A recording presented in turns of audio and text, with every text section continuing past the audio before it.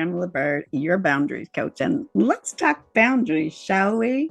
Today, I have amazing guests, and our topic today is, are your standards keeping you single? Woo, what a topic.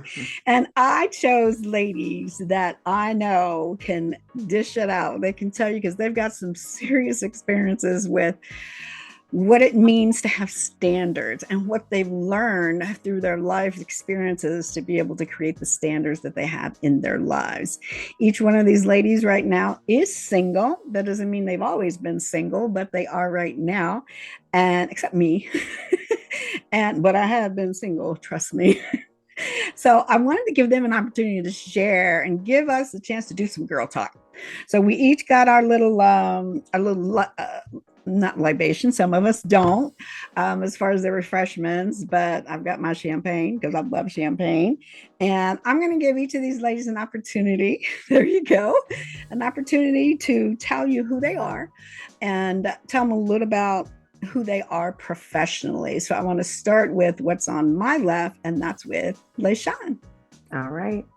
Well, good evening. My name is LaShawn. I professionally am a licensed insurance agent and I'm working towards my mortgage loan originator license, as well as a professional mortgage underwriter.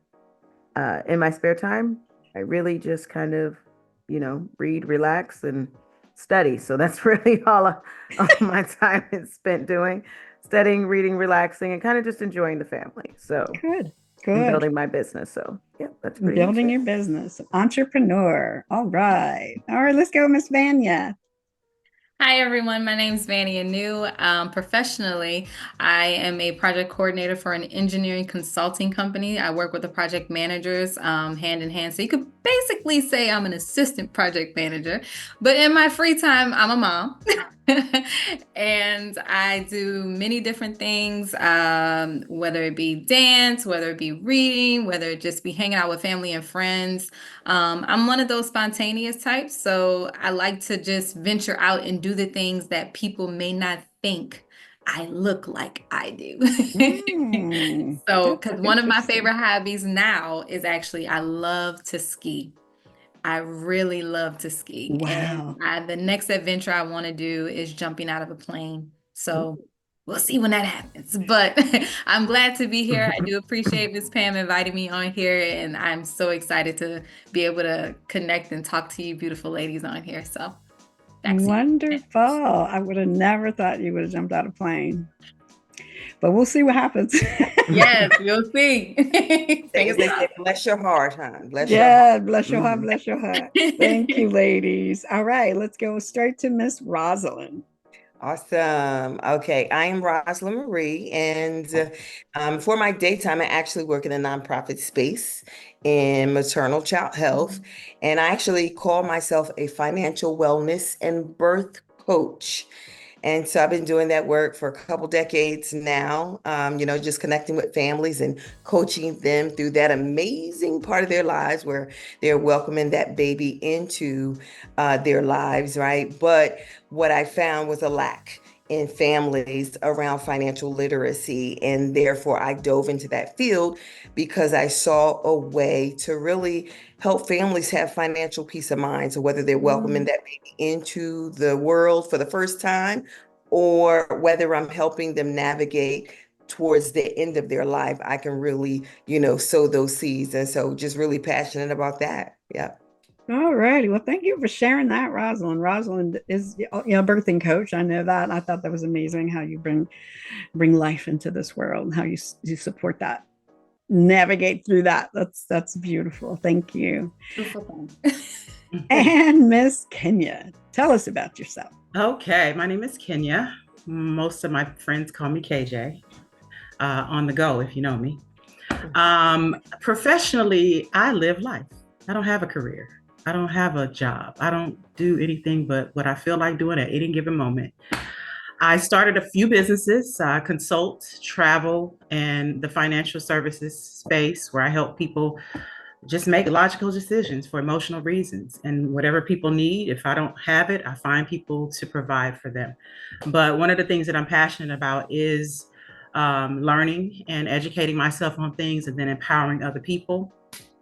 Traveling the world has been really, really a life changer and a game changer for me. I started a travel agency only for myself to travel the world and for my family and close friends. And in that, I became profitable. So it just made sense for me to just create a business that involved me doing what I love to do. I got in the financial space because I got sick and tired of sitting with a financial planner and did not know what they were talking about. So I started getting my license because I wanted to know what they were talking about. I got a real estate license only because I wanted to be able to buy and sell homes to my own people. I didn't want to have to go to anybody outside of that. So I don't really have a profession. I didn't want to make something up. I'm an entrepreneur, and whatever I feel like doing at that given moment, I do it. And I wake up slow every morning, and I thank God. Amen. Amen. Yeah, I love that. Oh no, and I'm glad you said that about getting up slow, because this morning my husband didn't get up and I didn't get up till 11 a.m. And I was like, oh my God, I guess it's time to get up. So we got up. Low. So I just want to start off asking a question, and that is, so I talked to you about what this was about. It was about, are your standards keeping you single? What were your first thoughts when you heard that topic? Anybody? I can say it. Okay. So when I first heard, are your standards keeping you single? The very first thing that popped in my mind was, hell yeah, they are. I mean, I'm just being honest. That's exactly what I said, yes.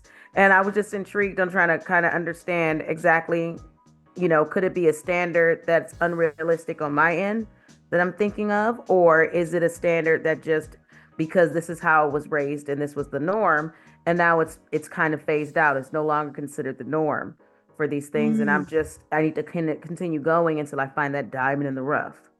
So when you tell me a little bit what you mean by it's not the norm, you thought it was the norm and it's not.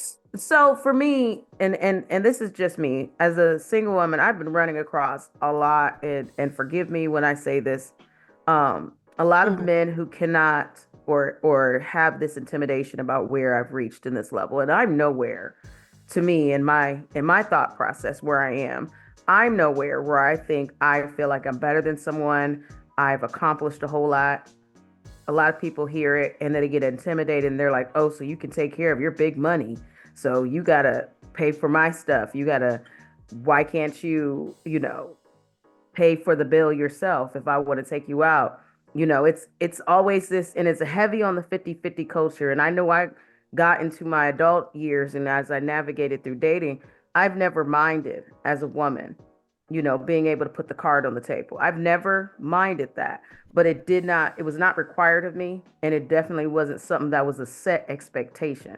And so now dealing in this new world, a lot of people are like, this is a set expectation. And I'm like, not to come out on the date with me. I can pay for my own meal. I'll go home. I don't care. Like, and they'll be like, so you don't care about having a man? No, I will go home. I will lay in the bed. I will hug my bear, and I will wake up just as slow on a Saturday and a Sunday as I can be without having to worry about going to get something. It's just, I don't know. And sometimes that's where I think of it. It's like maybe my standards are a little bit high, and I can't say it's a bad thing because, as you know, Pam, my dad set a high standard for how men treat women. So when I get out here and I'm hearing, these men telling me how they need to be catered to and taken care of, I'm baffled. I am starstruck. I am like, you guys are wild to me. There is no way I could ever, in my thought, like, that is not even the norm. And like, unless I'm retiring him, and I'm retiring him because we've worked together to build this, right? So he could be retired. You can't ride on my coattails. You better pull something. You better put something. You better put something out there. You better. No. I don't think so. Yeah, I hear that. Where do you think that norm comes from? Why the men are now have these expectations for what we women need to do for them? Well, a lot of them, it's because a lot of them, and this is just my opinion, this doesn't mean that it's true, but a lot of times, because now we are well, now, since the new administration is coming in, that's taking a back seat. But we are now more equal. We're able to go out and get jobs just as hard and as difficult as they are. We're no longer as self-reliant upon them. A lot of times, and even with proven and unproven theories, a lot of people feel like the government's pushed men out of the homes because they were able to be offered benefits that no longer serve a man. When we got those laws passed, women no longer had to endure abuse or neglect or shame or multiple households with children and neglected financial help in order to say, I can survive in this world. Now we don't need all that to survive. So a lot of times now, more or less, it's, do I want you around versus do I need you around? And so men have picked up on that, starting in the 90s and 2000s, but now it's gotten a little higher where they realize those same children who were growing up in the 80s and 90s and now the 2000s, they mamas did it singly. So now they see it and they're like, well, why aren't you as strong as my mom that's doing it? Why do you need me? Because she didn't need him any. When she got through it, she didn't need to do all that. So there's no point in me being that person in need. So they never, and a lot of times I believe in certain ways, they didn't see their mama have that love. Wow. They didn't see it. So why would they give it to another woman, especially if their mama is so deserving of it and she never received it? Why would I give it to this random woman? Why would this stranger, per se, who's more strange than my mom, get more love in this than me? Wow. That's deep. That's deep. Well, I said in one, yeah. All right. Go ahead, Vanya. What about you? What were your thoughts? Which question we gonna start from? I know. I was like, hold on. You can go wherever you want. Wherever you want. So LaShawn said a lot. And a lot of it I do agree with. Especially as it relates to, I look at my generation and I look at the generation after me. My sibling, my youngest sibling, he's about 8 years from me. So he's more closer to the now generation versus the generation I grew up with. And so what I do know is that I grew up in a 2-parent household, where I saw my father. I saw my daddy wake up every Saturday morning cutting the grass and cleaning all the cars and making sure that the gas had a full tank regardless, and so going through that and seeing that, when I heard you talk about, standards, are your standards keeping you single? The one thing I thought about is what walls that I built. What things have I gone through in life and relationship that have caused me to put up certain barriers so that, I build up this thing because I'm like, I don't want to feel that feeling again. So I'm like, no, I don't want to go that way again. I don't want to see this anymore. So putting up I feel like building up those different walls. And it takes time after a breakup. And what I really think that sometimes a lot of women, and I'm not saying this for all women, but I've noticed is that we don't take the time for ourselves to release that last breakup, or to, say, okay, we're not together anymore. He's moved on. Men can move on faster than us. Yeah. Unfortunately, because the way God made us, we are we're receivers naturally. You know what I'm saying? So anything that is given to us, we take it on and it multiplies. So it takes longer for us to knock down all of them years, all of that hurt, than it would for a man, because he's a giver. He's like, here you go. Here you go. So if you think about it in retrospect, when they break up with a woman, they're like, you back to the streets. There you go. They let it go. So it's a gift to the world for them versus us as women. We're like, dang, we done took all this in and we're still sitting with this man. We Mhm. still got these soul ties. We still holding up this. So now we're building up these standards saying, okay, this one didn't have this, so I got to raise it here so I can Mhm. have this.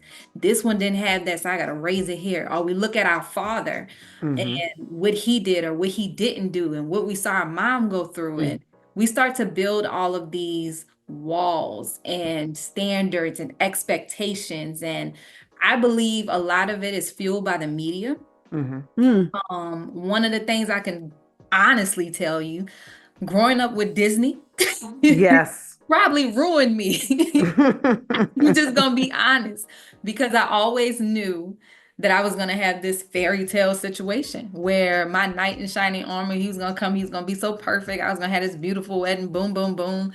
And it did not happen for me at all. My grandmother got married at 21. My mom got married at 21. I knew 21 hit, that was me, because they both were the eldest of the siblings. And I was the eldest. So I was like, oh, okay, well, I'm next in line at 21. Did not happen. That was a hit of depression and a hit of Mm. a standard that I was like, I knew this was going to happen, but it didn't. And so I believe that when you talk about standards, one of the things that I love to do now, especially, is look at the origins and the definitions of words. Because when you know what a word means and where it comes from, then you can understand like the spiritual connection with that word. Mm. And Mhm. so that has been like my biggest homework assignment within the last couple of months, is just figuring out the origins of the words and how it's connected to God and how he's put different, Mm. layers out here for us to follow. Mhm. So that would be my thought process. And especially when she talked about, the government, of course, Mhm. 100%. I have a Black son. So I'm always going to push for the agenda that pushes for him to be a strong Black man, Black man. Mhm. Awesome. not a strong Black wussy, Yes. something that wants to identify, and excuse me if I say this and I harm somebody, but somebody that wants to identify differently than what I've birthed you out as. Mm. Mm. That is what I identify as, and that's what I tell my son. You are a boy, you are a Black man, and this is what you're going to be, regardless to what the world is telling you gonna be, and you're gonna be a man of God, and he knows that. So he already knows, if he sees it, he like, mama, that ain't right. He know it Mm. already, and he'll walk away, he'll turn away, he not look at it, because right now on media, on TV, they have Yes. commercials, and he's like, can't look at that, Right. my baby, no. Yeah. And so I have those strong, definitely. I definitely believe that the media is pushing it. And when I saw videos that, commercials from way back in the day when they started giving women money, leave your husband. Here's the money. Money. You don't Mhm. need him. I believe that set a standard, and then you see men, especially the men that I've been dating or whatever, they saw their moms just like work their nails Nails. off till they, so when they find a woman that may not work as hard as they mama, it's like, you weaker than my mom. My mom can do all this. I'm gonna go find somebody that's gonna do it all for me, and I don't have to do nothing, Wow. because I didn't have to do nothing in my mama home. Bingo. Ooh. So it just depends on where you come from. You meet those that were raised by strong women who expected their sons to be men Yeah. and become men. And then you meet those where the mama was just like, I'm at work working 3 jobs. You You figure figured out. it out. Or And that's or that. expecting their sons to be their husbands. Yes. Yes. Which Yeah. they don't even realize that's incest. Yeah. Emotional incest. I dealt with Emotional that. incest. Wow. Yeah. Yeah. So Wow. That was a mouthful, Vanya. Thank you. you're welcome. Okay. All right, Miss Rosalind. I don't know, as the ladies were speaking, a couple of things came up, and I'll start off with this. Never have any of my sister friends have ever said, I don't want a man, right? And there is a belief or concept out here, right, that says oh, y'all too good, y'all don't want a man. I've never, Never. ever had that conversation. Any of my girls never came up. And so a lot of it is propaganda and lies, right? But a lot of it also, I'm going to go from a historical perspective because some of the ladies mentioned that, where yes, our families were strategically destroyed. But I'm going to go back even further because y'all know I come from the birth world. So I'm going to pull some of those concepts in. The midwives on the plantations were some of the most powerful women in the entire community. And the reason why is because they protected the asset, Mm. which was what the sister just said, them little brown babies. They protected the asset. And midwives could go from plantation to plantation because guess what? They was birthing those babies. Mhm. So they were protected. They were the healers and the protectors of the community. They were the storytellers of the Mm. they held stories of our communities and our families, and there's also we have to really understand the history because after slavery became illegal, right? Transatlantic slavery from Africa, after it became illegal, right? What slave traders did here in America, they just traded up and down, north to south, east of Caribbean, you know. My ex, I am one who was married for 10 years. His family comes from South Carolina, the Geechee culture. Mhm. And it's interesting because when I look back at it, I also come from a two-parent family. Of course, I wanted that, for myself. Never saw myself going through divorce and separation, having to raise children in that house and that house. But when it did happen, and I went to my parents, and I was kind of like, okay, well, what am I supposed to do with this? They had no idea because Mm. that wasn't happy, right? Mhm. So, oftentimes, when those things don't work out in our favor, you're literally left trying to pick up the pieces so you can kind of put your life back together, right? And I went through it up and down, trying to figure out, how do I get back on my feet and survive and thrive with children in tow? It's very tough Mhm. to be able to do that. So, but what I also knew was I would not put myself in a situation and or my children, because I had two girl children at the time, I would not put them or myself in a position where I would now compromise just because I am now a single mom. Because Mhm. it was kind of still like, okay, well, I still got, still got to go to work, still got to take care of myself, still got to, take care of my children. Never felt inadequate in that. But there was a healing process that I had to go through in order to get myself prepared in the event that I did meet him, right? So the sister also mentioned, no, I did not want to jump back into a relationship. And it took me years, you know what I mean? Where I decided to become celibate and decided to let me not date at all because I got to get myself together. You know what I mean? Where I definitely see people because of, you may consider yourself to be lonely, right? Well, Mm. let me just go and date this person and, date that person. Next thing that person knock you upside the head. I refuse. You know what I mean? And so sometimes it does take a minute for you to just check yourself to say, what am I willing, to give up at this Mhm. point? Or how do I save myself? Right? Because sometimes we're in the process of wearing, all of those things, that cape that flies in the back. I decided Mhm. I wasn't gonna wear it. I'm not wearing that.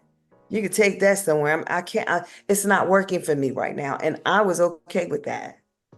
You know, So, I yeah. just thought of something. You said that you weren't willing to compromise. What are some examples of some compromising that you weren't willing to do? Oh, just dating just because, just because I'm coming home to a bed by myself. You know what I mean? And I think sometimes we see images out there, right? And again, I had that example and I was in that space. So there was a hole left, Mm. what I mean, when he was no longer there. And I was trying to figure out, okay, how do I continue to move forward in that? But, sometimes it is just, you know what, I would rather not use my emotional Mm.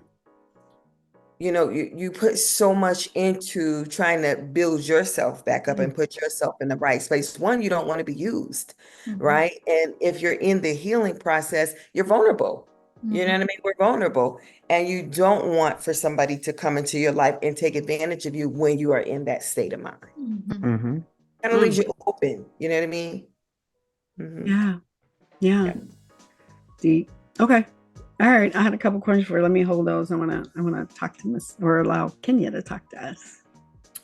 So when you asked the question, are my standards keeping me single? A few words came to mind. Is my lifestyle keeping me single? Are my choices keeping me single? Is programming keeping me single?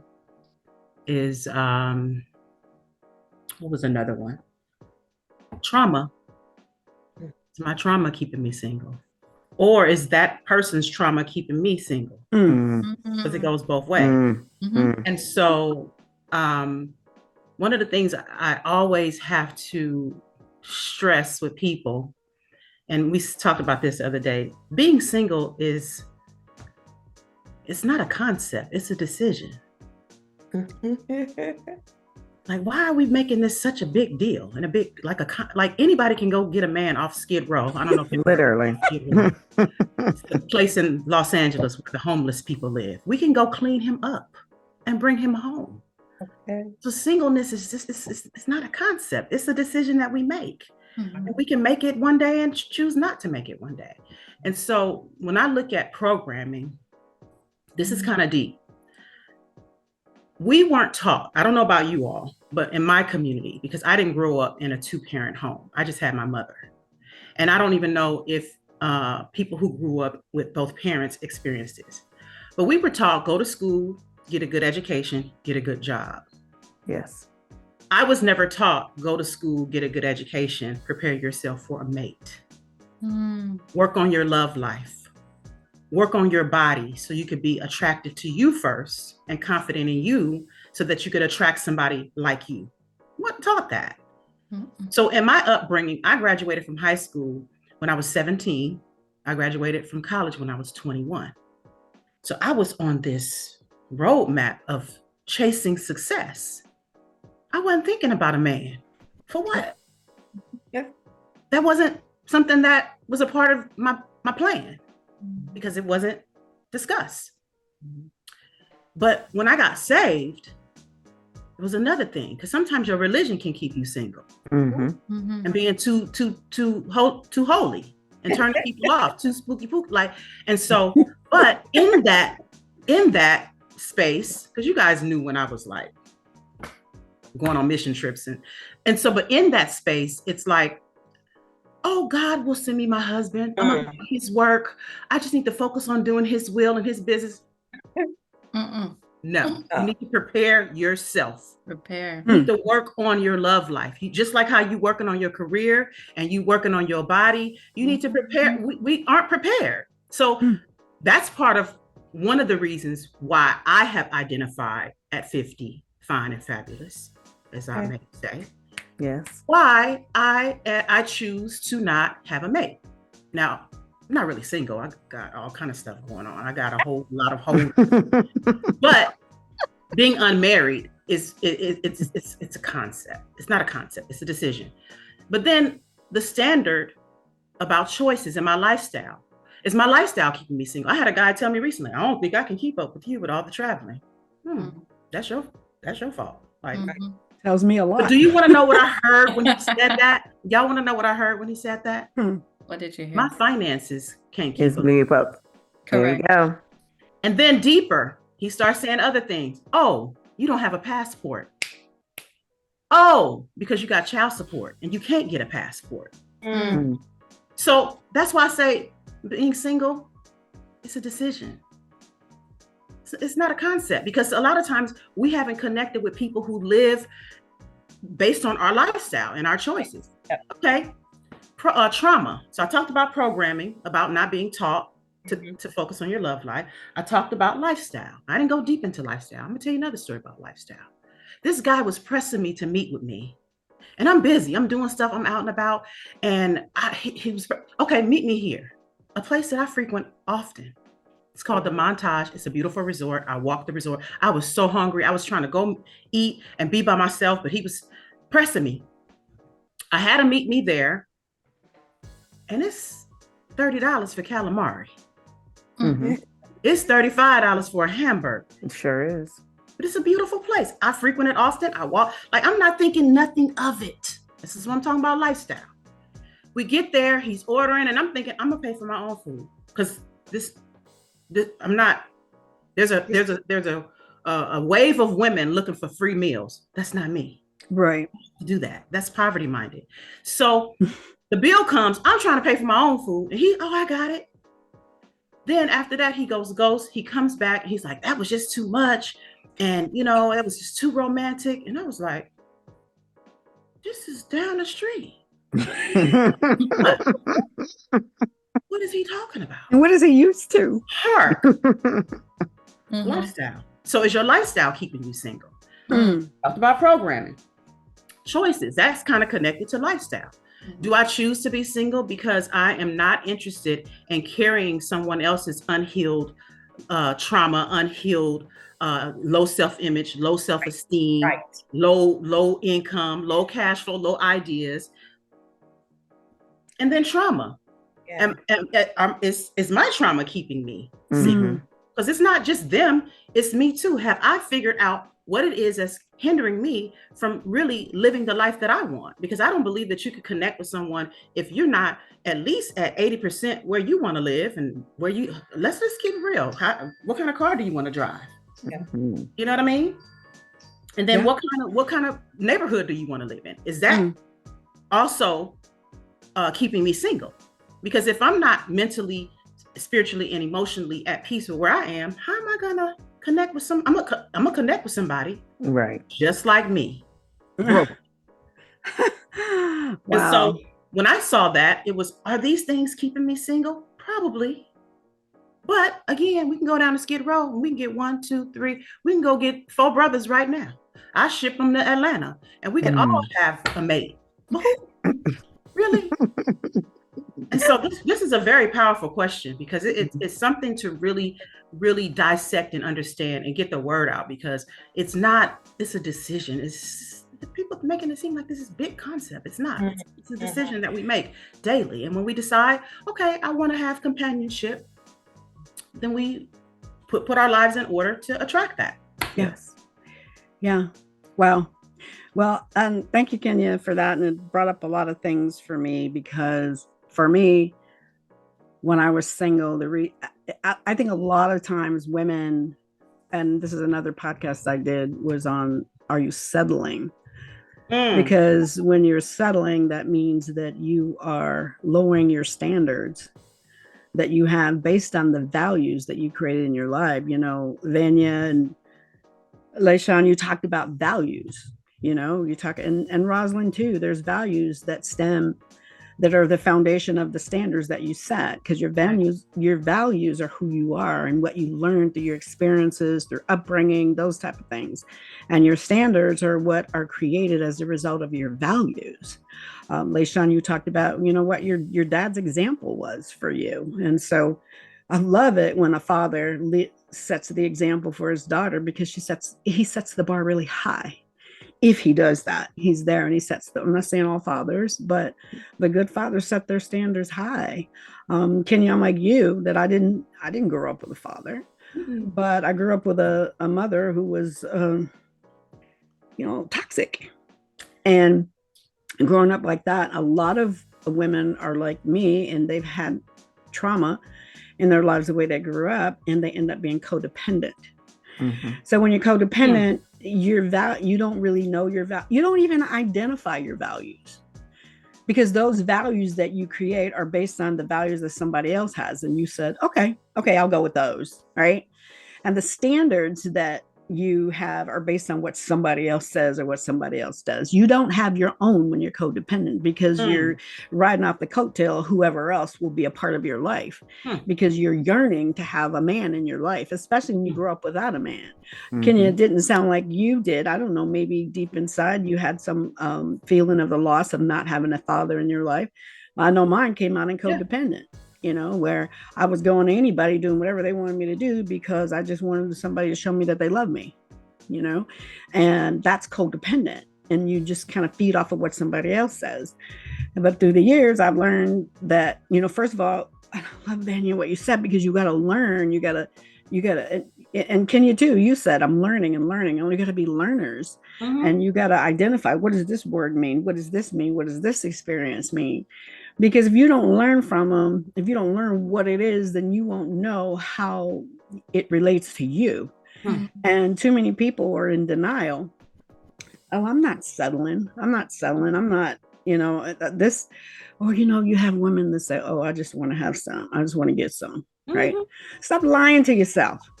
You're not just, I've heard people say, well, girl, I'm just a sex addict, or and one girl, she was telling me she was dating married men. And I said, that one, she goes, yeah, I'm such a hoe. And I'm like, you said it. Yeah, you said it. And the thing about yeah, you know what you are, right? But people are making excuses for their codependency, not going back and looking, like Kenya said, at your traumas that you haven't resolved. And so you make excuses, or you try to justify what you're doing because that is your standard, you say. But do you really have a standard? Some people's standards are so low that they accept whatever, thinking that's what it's supposed to be for them. Right. And it's not, which is why I asked that question, because are your standards keeping you single? I choose to be single, as Kenya said, because of my standards. They're not keeping me single.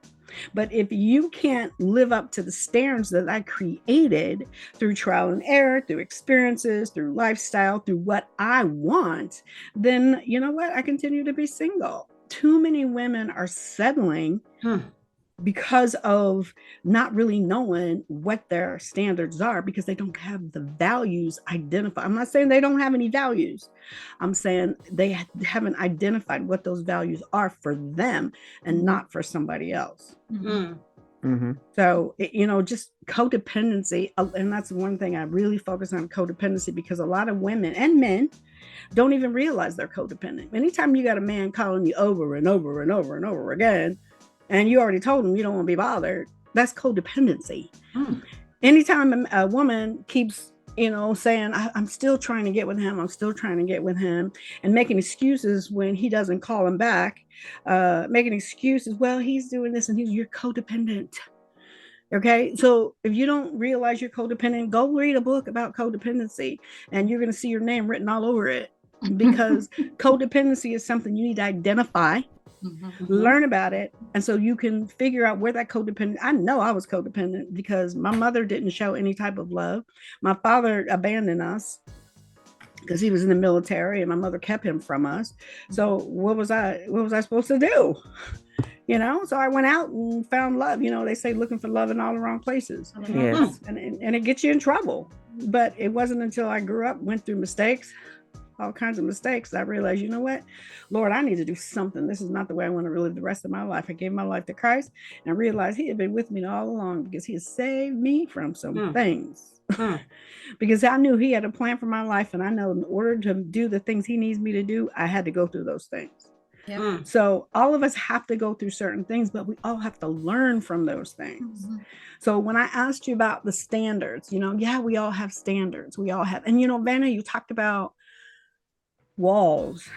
You talked about walls. One thing about boundaries is I always teach people is that walls are unhealthy, while gates are healthy boundaries.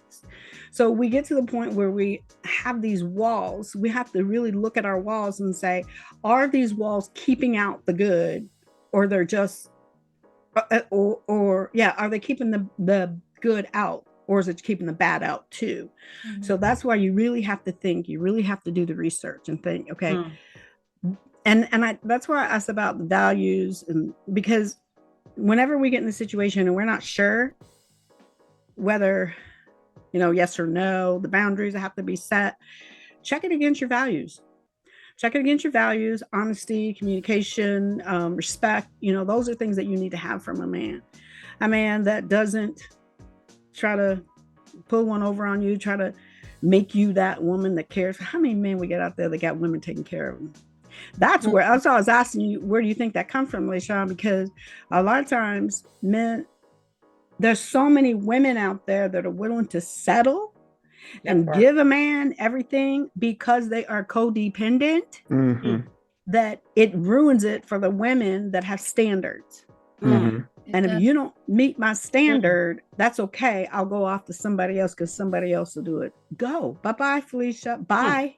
Or Felix, whatever you want to call it. Because I'm not lowering my standard just because you got some other woman out there who's willing to give you something because she don't know herself. Mhm. Can you have your finger up? You know, I think Rosin touched on it, and I think LaShawn did too, about just historically. I also think about this feminist movement, and I'm not for that. And the feminist movement has really, really emasculated men, although it was pushed to make women feel like they were equal to men as it relates to pay and all these things. But I also feel like it's feminized men, and it's taken away their masculinity in such a way that we have sometimes a limited space to be feminine. And in order for us to have a healthy, loving, passion-filled, profitable relationship, we need masculine men to be masculine, and we need women to be feminine. And I think that a lot of times, and this might be a shot in the dark, the diet is also playing a factor. What people are eating and consuming and watching on TV, it's just a whole mess. And it gets to a point where it's like, if you are, like Rosin said, I've never heard this, I don't need a man. I've been hearing it lately. And I'll be like, if we didn't need a man, none of us would be here. What are you talking about? Yes. What you mean we don't need a man? Yeah. And then I told my mom the other day, it's like, she said that. My mother's 80 now. And I said, well, there's two men that came in here to bring this furniture. I sure wasn't about to help them load up no big old sofa. You needed a man for that. And I'm not just saying I'm not just saying that all they're good for is their labor. Right. But their wisdom, their intellect, their calmness, they're usually known to be calmer in adversity and situations. And it's just a healthy balance. And to say you don't need a man, to me, it's ungodly. Yeah. And I feel like we're in this like spiritual warfare against the possibilities of connecting with the man of our dreams. It's spiritual. It's like imagine two beautiful, I just happen to be brown, no offense to other cultures, two beautiful brown people coming together. I got my finances in order, my credit's good, his is good, my body is good, my mind is good. We got a good relationship with God. We have goals, we have dreams, we have a business. You know how powerful we would be the world against darkness, and we have a message to give. We have a gospel to preach and people to liberate. Can you imagine working together? Brown, beautiful people. That's one of the reasons why we may not be in a position where we are connected with someone, because spiritually the enemy knows, oh, there she go again. Now she connects with a man that mirrors her. Look out. He coming. It's over. So that's another issue that I feel like the enemy has been plotting and planning. Emasculate men, take them out of the picture. And then you got all this,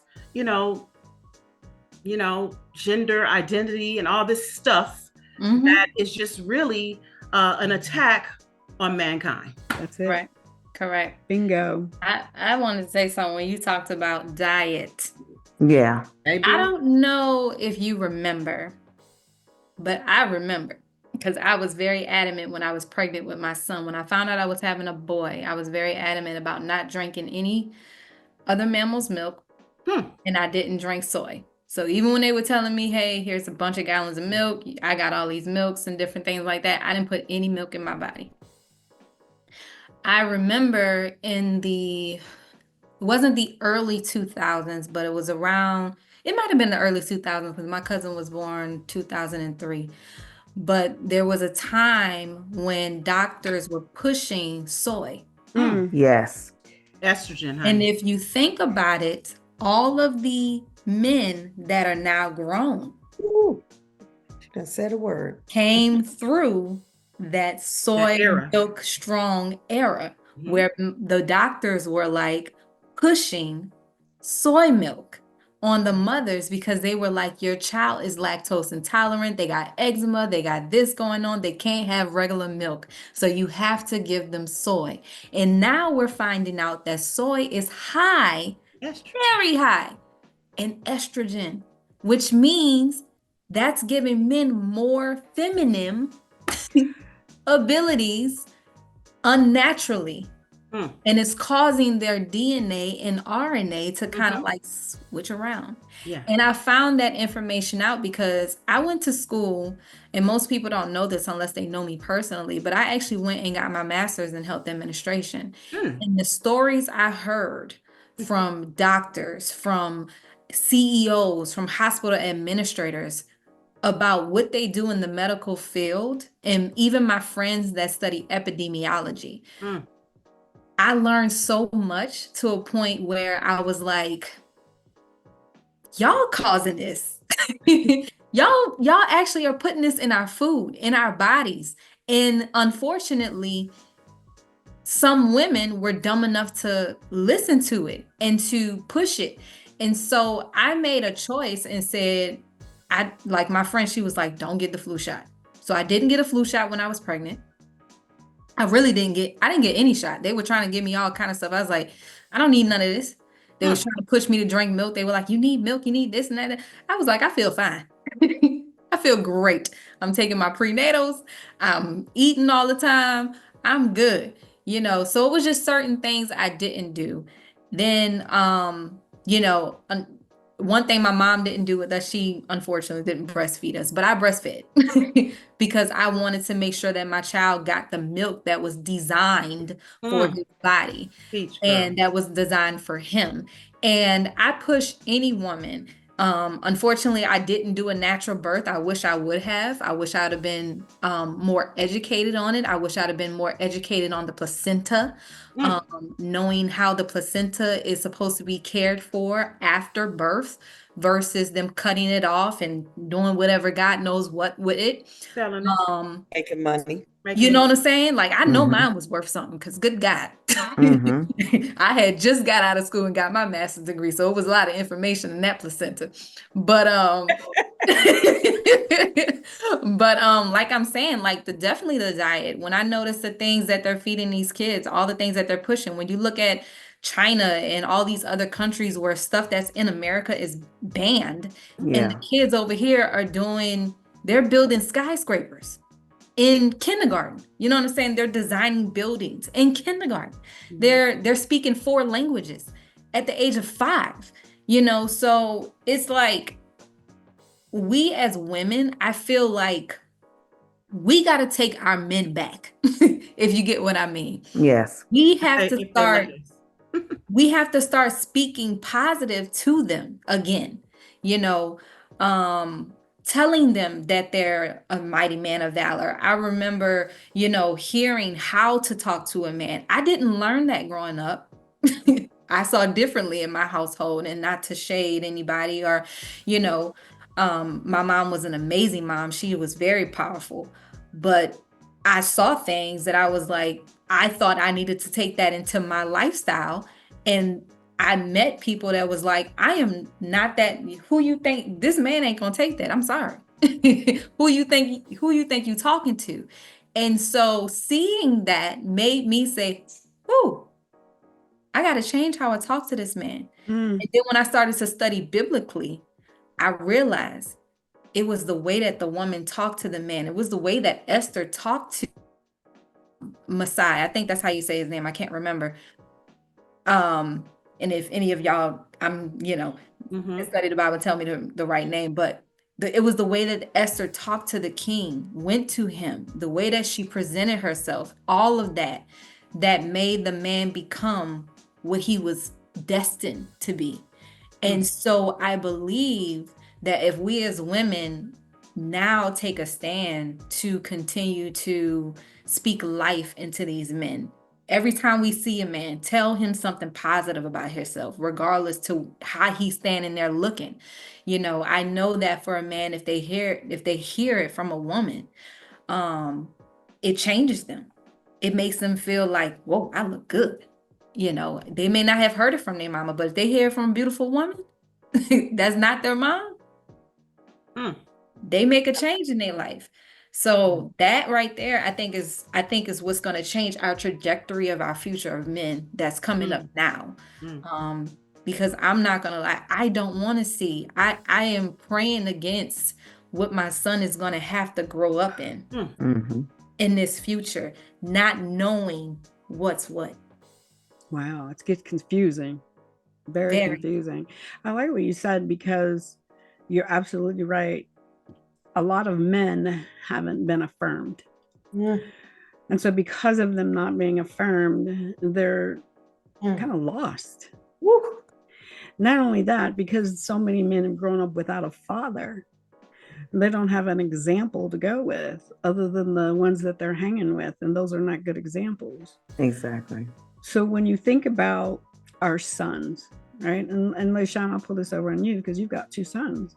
Mm-hmm. You know, to Vanya's point, really affirming them because there's a lot we can do with men that are adults, but sometimes you can think of, okay, well, I don't have time for that.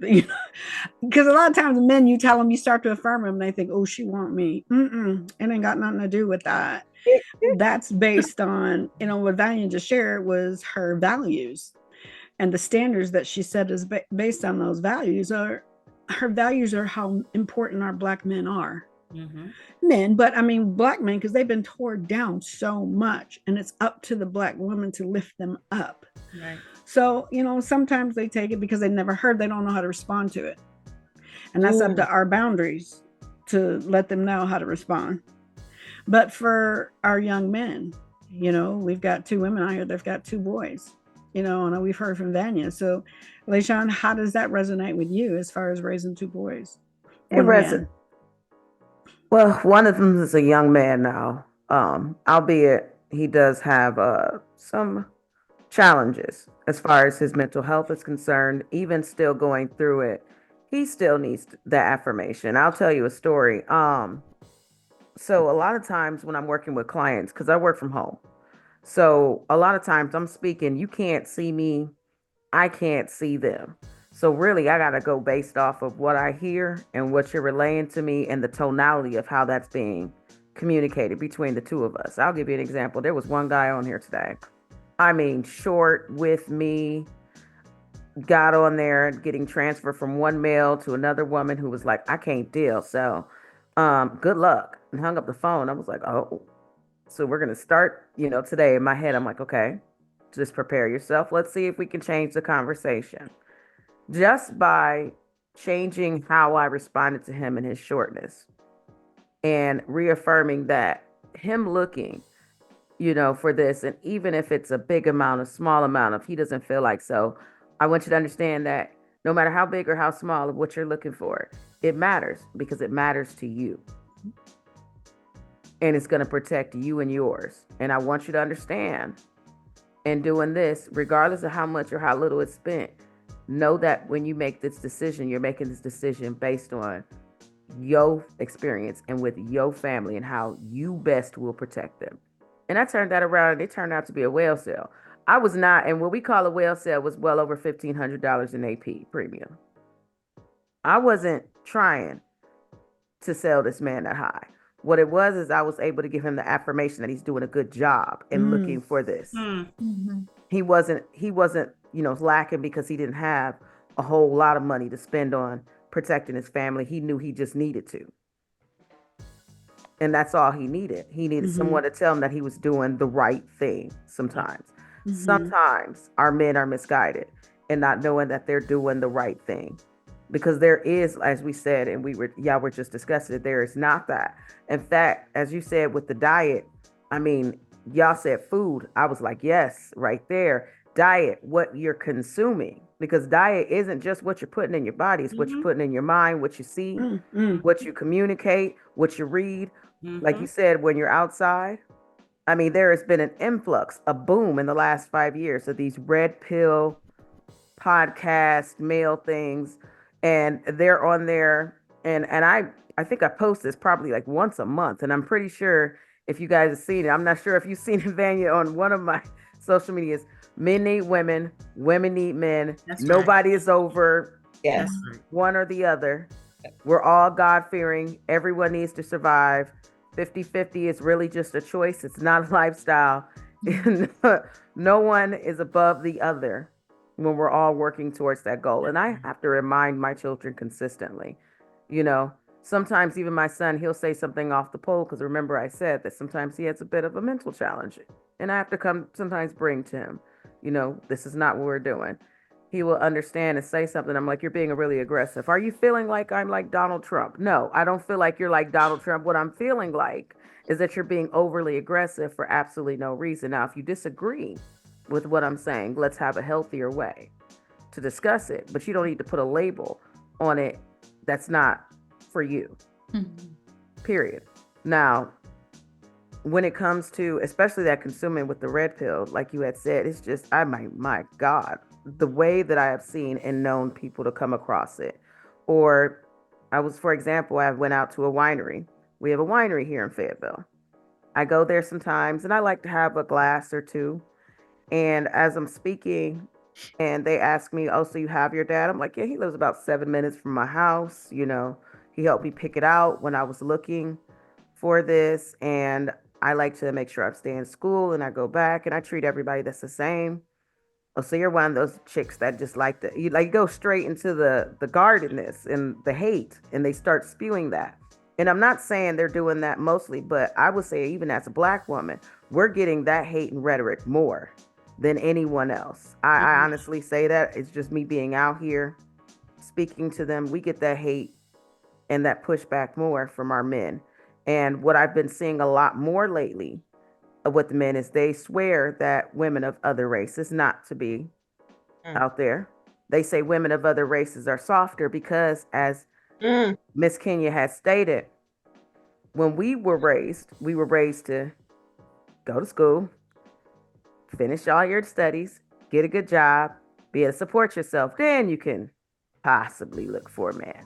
Whereas in a household, usually in a different colored household, they were raised to go to school, work on yourself to get a man who would then respect your choice in the education that you get. And then both of you could build from that together. And I'm not going to say that's not true because even before, and as you know, Miss Pam, beforehand, with my parents when they were married, that's exactly what we were taught. And that goes back into that codependency. Because even some people in my family right now still very much so operate in that codependency. And I'm not saying that anything is wrong in the way that they're thinking, oh, I don't need a man. I don't want them to start getting to this point. But what they're accepting, as you said, when they're lowering their standards, I'd rather you not have one at all.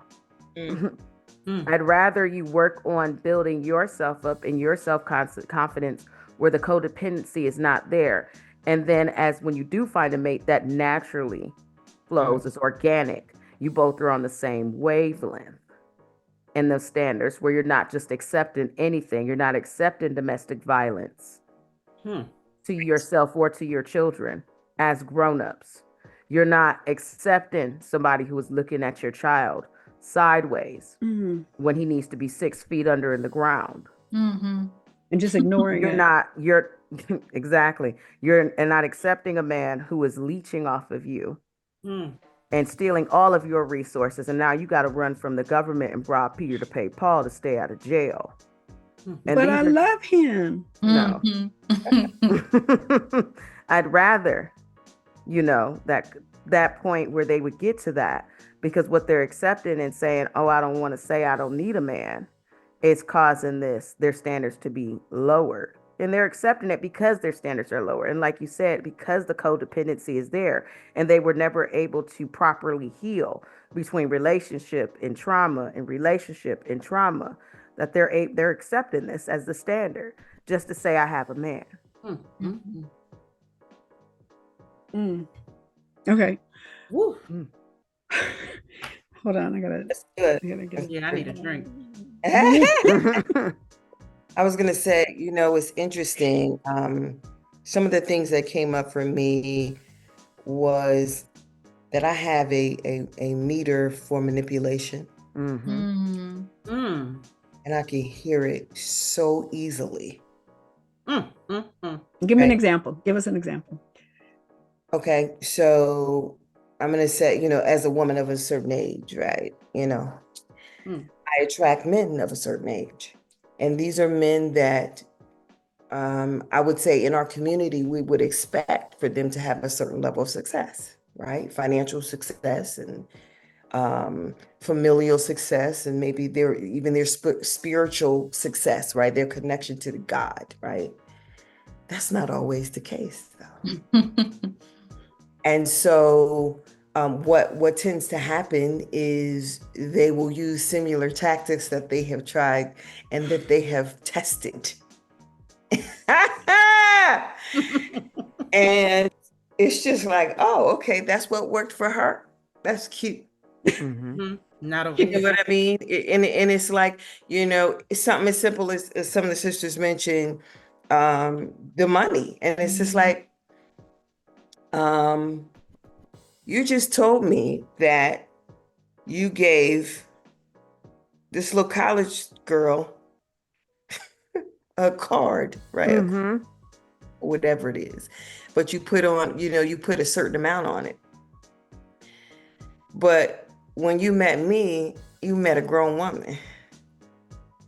So if you try to give me that same card, what in the world, how do you think that works for me?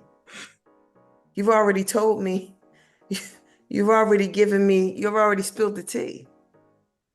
Some of them are as obvious as that. Yes. Oops. Now, and some of them are not, where there's a young man who would say, we would have these conversations about his child's mother. It was great. I learned so much from him, right? Taught me a lot. Because we could go deep in some of those conversations, right? Without, any feelings being hurt. And he would say, oh, well, I communicate really well. Or I told her that so and so and so and so and so. And I will always have to say, but what was your real intention there?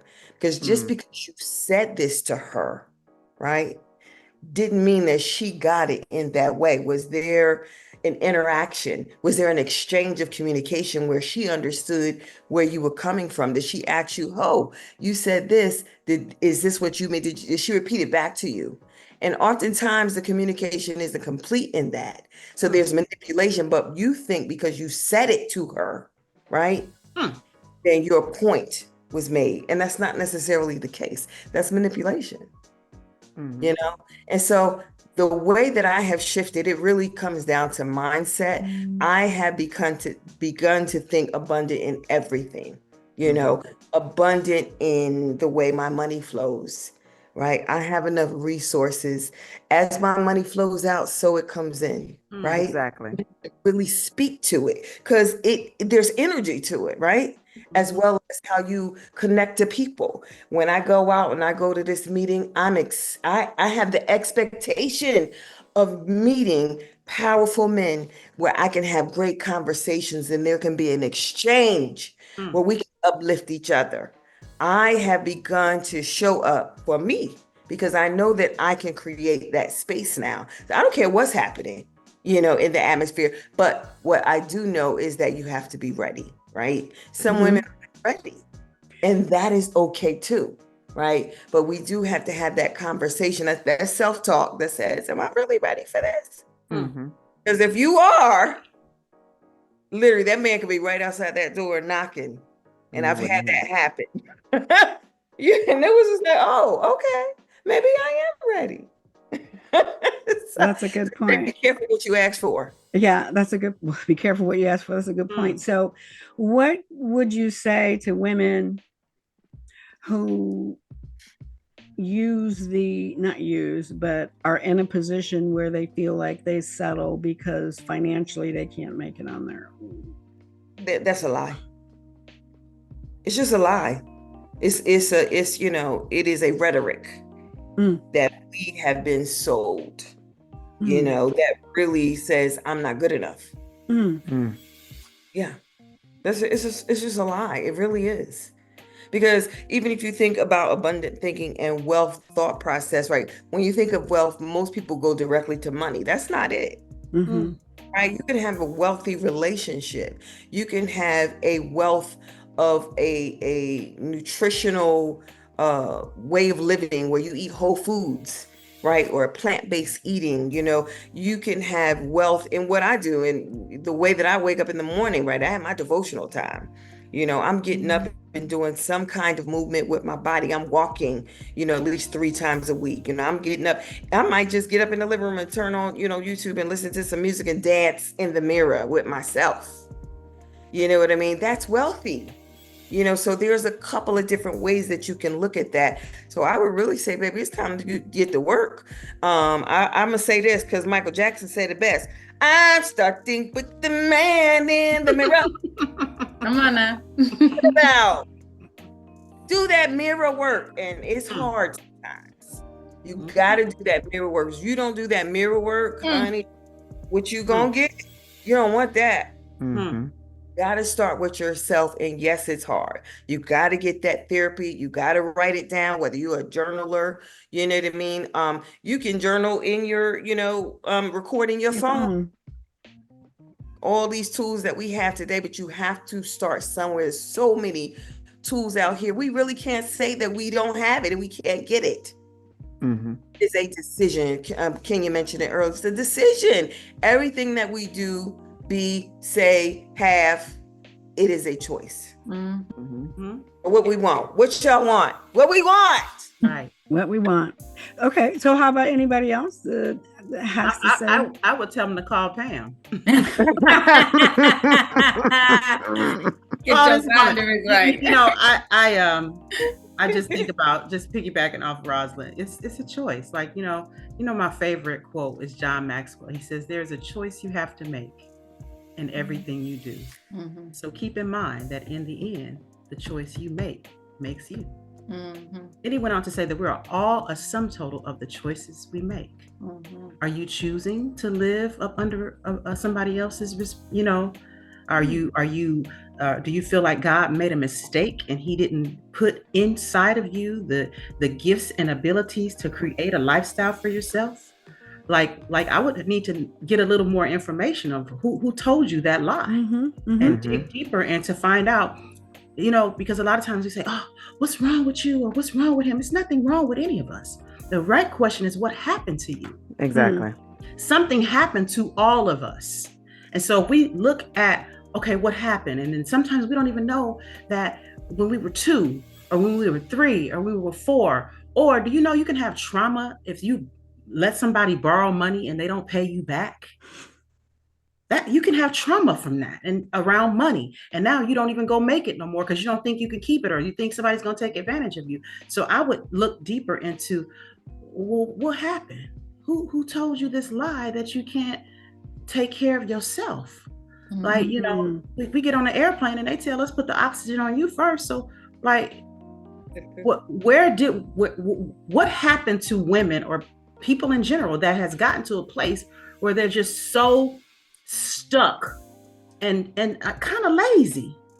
It's laziness to me, because I don't know. I just thank God. I'm just grateful that he just downloads all kind of ideas to me and just, oh, you can go over here and do this. You can go over here and do that. Sometimes I don't even leave the house and have cleared, who knows? Like, it's just amazing to me that somebody would say that in this day and age. One of the things I would tell a woman that says something like that, I say, come here, baby. Type in 15-year-old millionaires. Here you go, Google it right now. And let's see what they're doing. They're on TikTok. Showing you how to open up a toy box. Am I right? Yeah. There's so many ways to create cash flow in this society, this free society that we're in. And look at powerful Rosalind and LaShawn. I mean, we're in the financial services space. Insurance, all these products are the best kept secret. The commission on it, the residuals from it. Let me listen. Do you want to stay there? Is what I'm gonna ask her. Because I'll show you how to get up from up under that nonsense. It's foolishness. And I get passionate about it because the free enterprise system is gentle. It is not aggressive. Just like God, he's a gentleman. He's not going to force himself on you. Money's not going to fall out the sky. But over here, we might be able to pluck some off some trees. So when somebody says that, I have to ask, what happened? Do you want to change that? Because we can get to work. Yeah, and a lot of times I believe the biggest culprit is our association. Mhm. The circle that we allow ourselves to stay in and keep going around and around like a hamster wheel. Mhm. And the biggest courage, if women really want to get out of off the hamster wheel, and you really want to get yourself to a place where you can do the things you know you can do, or even do the things you don't even know you can do, then you got to get out of the association that you're in. And one of the things I teach women a lot about is detachment. And detachment is an ultimate boundary. And what that means is for your own sanity, for your own survival, you got to get out of that circle that you find yourself in. It could be the circle that you've been in ever since you were a child. And sometimes people are in a circle, they don't even know they're in the circle until they get outside of that circle. And they don't realize that, hark, there is a life beyond this. I can be successful.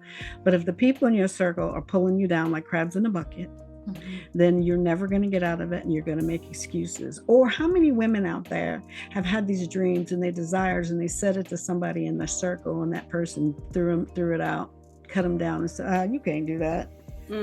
Then when somebody tells you can't do something you want to do, it's time to get out. It's time to bounce.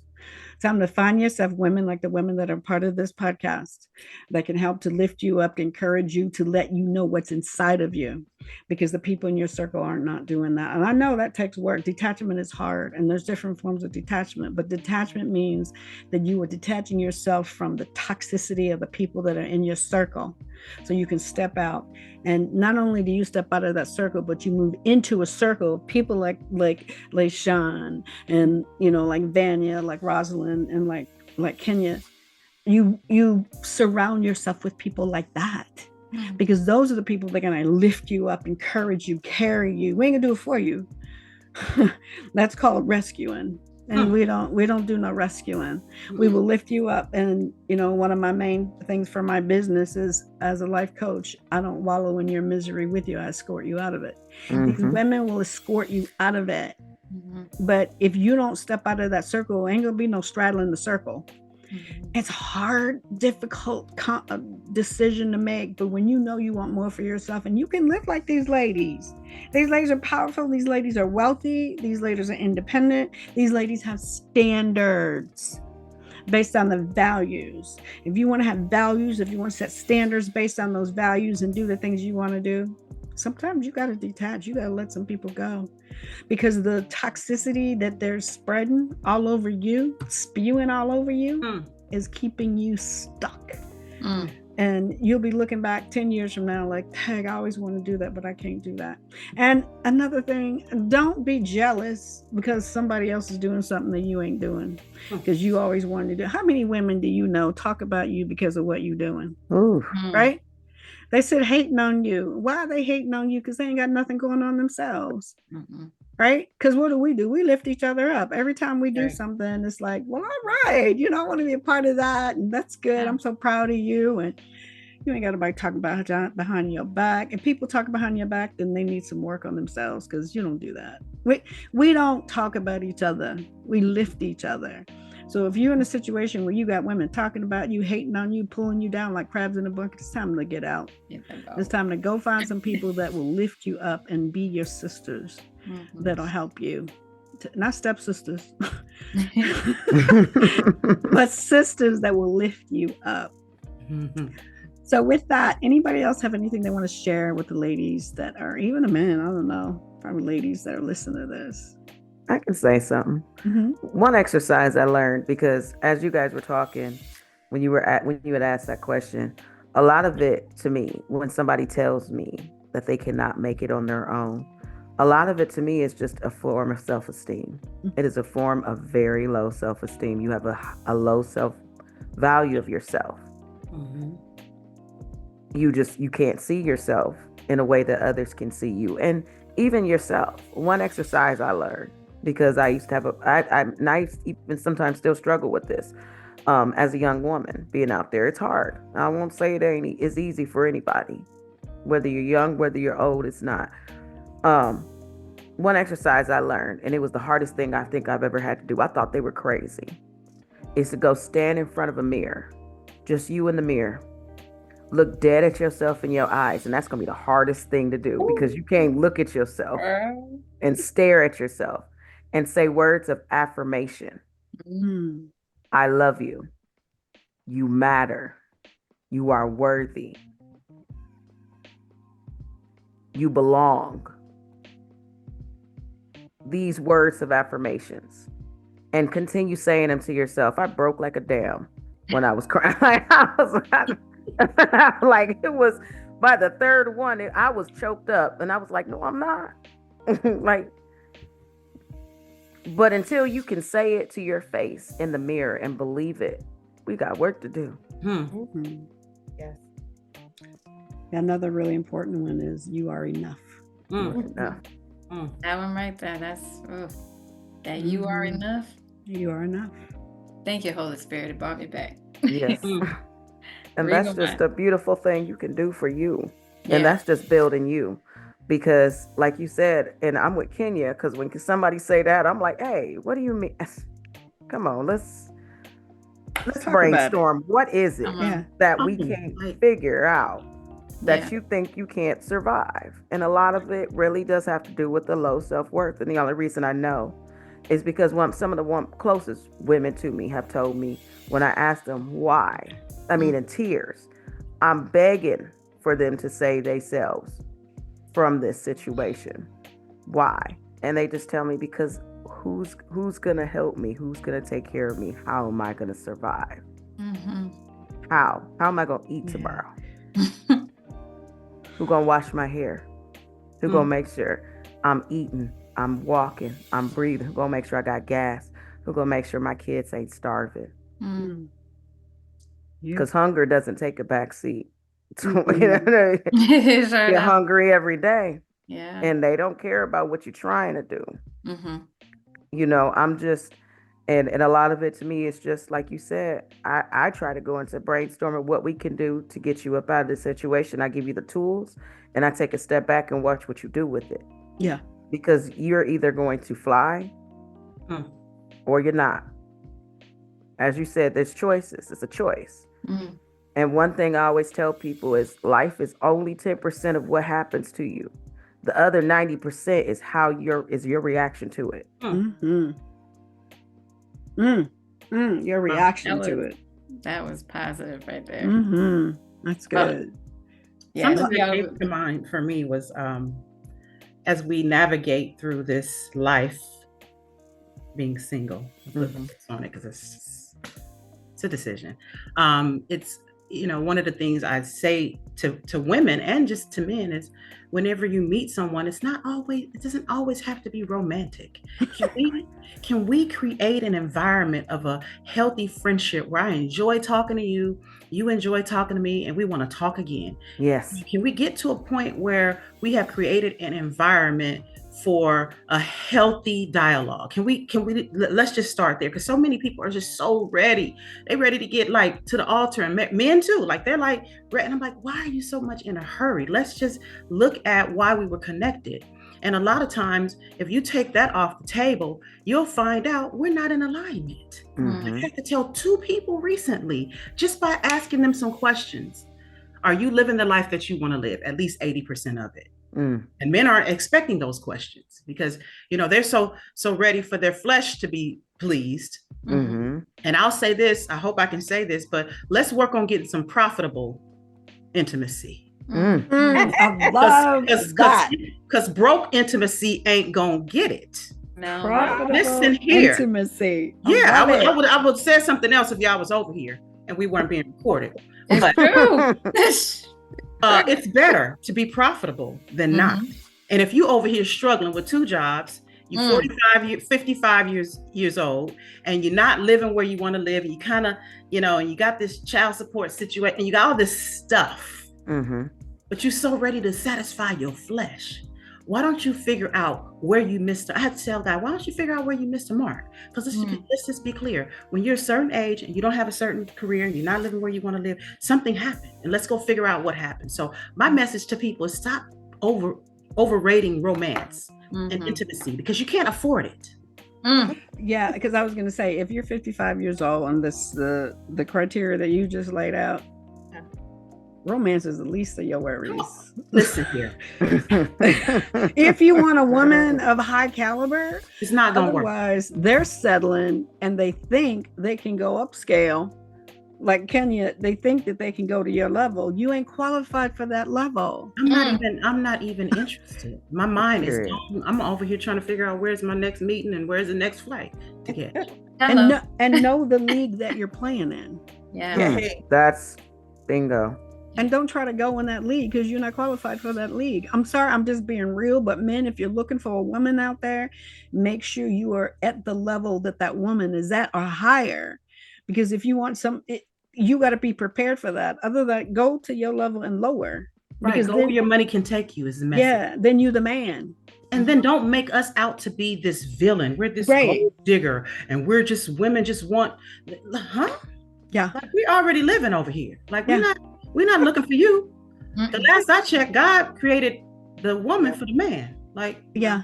Yeah. He didn't even know he didn't even know he needed us. Right. I'm not looking. I'm not looking. Oh, what are you looking for? I'm not looking, sir. I'm just living my No, life. I'm not gonna- I hope to connect with the man of my dreams. That's it. I'm not looking. Like, I'm minding my business. Yeah. And so my message is, let's just take it off the table. Take this romance and this fake intimacy off the table, because you're not ready. Get the emotions out of the way, get the brain working, Gotta and be friends. start making things Right. happen.